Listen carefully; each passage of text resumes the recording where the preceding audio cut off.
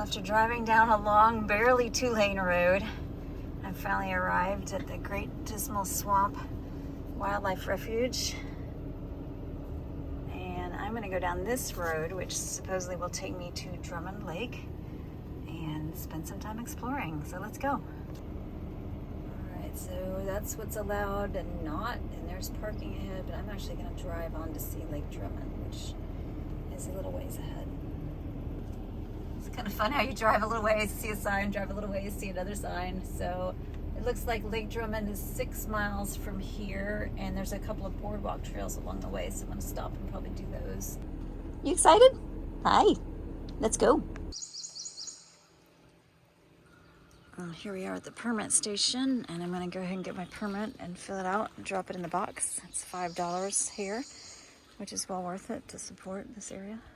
I was getting ready to fill out my fee envelope, and I realized that the America Beautiful Pass, which gets you into the national parks, also gets you into this wildlife refuge, so I don't have to pay $5, and I'm good to go for the day. All right, we're gonna take this short boardwalk to see an exhibit on the Underground Railroad up here.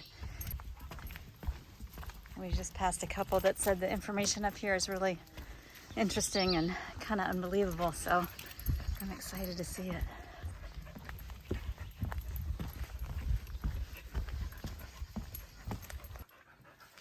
This is the little pavilion, and it looks like they must do ranger talks here sometimes. And here is the display board with all the information about the Underground Railroad in this area all the way up to the present. All right, so I've just read all that information over my shoulder, and I'm going to give you the quick Cliff's Notes version. Early in the colonial days, there were slaves who escaped and actually lived here in the Dismal Swamp. Sometimes they would just run away for a few days, and sometimes they were gone for good. So that was called a maroon, like marooned on an island, basically. And they were able to form communities here in the swamp and eke out an existence. And then as time passed, before the Civil War, the central panel there talks about how logging came to the Great Dismal Swamp, which is actually how I heard about the Dismal Swamp, because my mother's had a book on her bookshelf for years about the Great Dismal Swamp Company. I haven't read it, but I think I would like to after visiting here.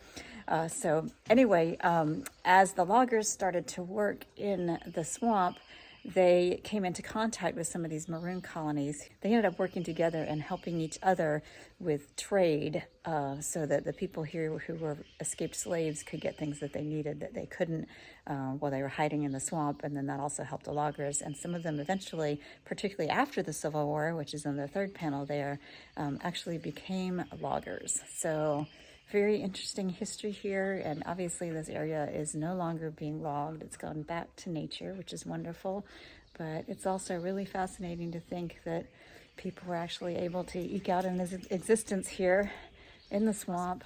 I'm sure for a lot of the people who escaped to this area, this was a pretty inhospitable landscape, so it was probably just a waypoint as they made their way further north with the aid of the Underground Railroad.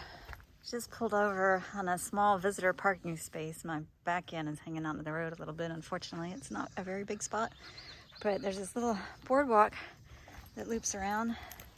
So we're gonna investigate this, see if we see any wildlife, turtles, snakes, who knows.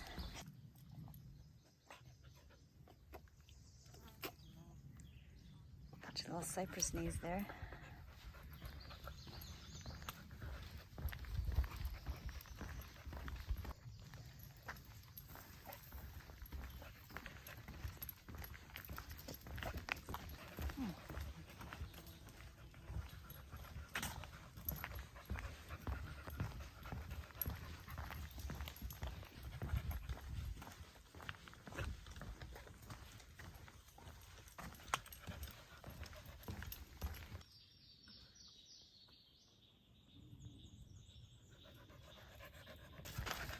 Well, there's a better visitor parking area. So I'm right down there, and the boardwalk that I was just on comes out over there where the car is. A nice couple that I just chatted with for a bit. So you can double back on the boardwalk the way you came, or opt to take the road walk. So we decided to do the road walk one because I hate doing out and backs.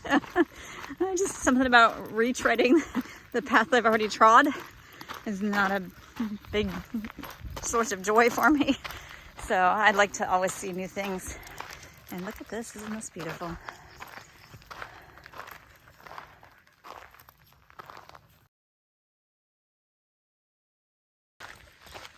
Roz's bud is definitely hanging out into the road a little bit, but thankfully it's not very busy here today.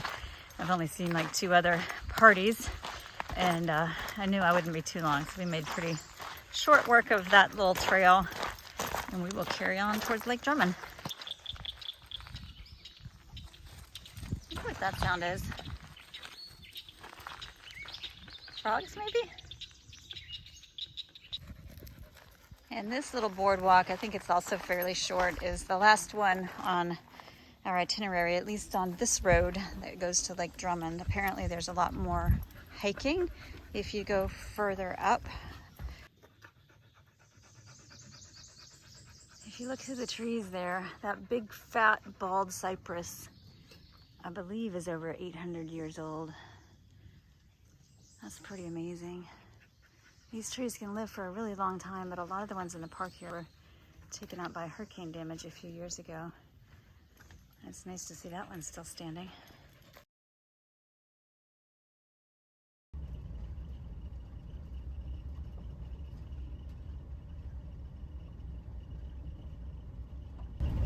This giant lake ahead is Lake Drummond, which is a huge freshwater lake.